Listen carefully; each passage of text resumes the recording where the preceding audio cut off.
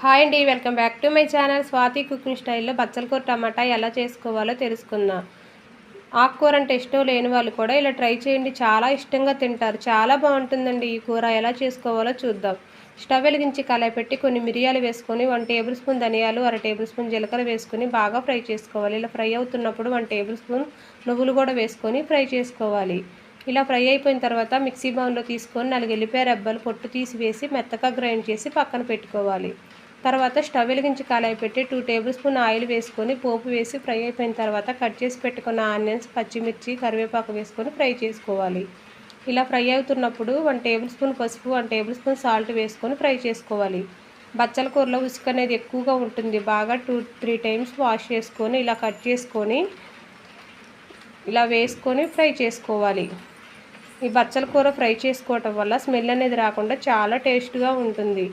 ఇలా బచ్చల కూర ఫ్రై అయిపోయిన తర్వాత ముందుగా కట్ చేసి పెట్టుకున్న టమాటా ముక్కలను కూడా వేసి ఫ్రై చేసుకోవాలి.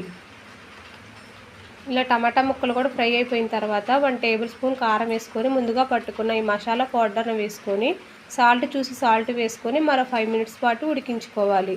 అంతేనండి, చాలా టేస్ట్గా బచ్చల కూర టమాటా రెడీ అయిపోయింది.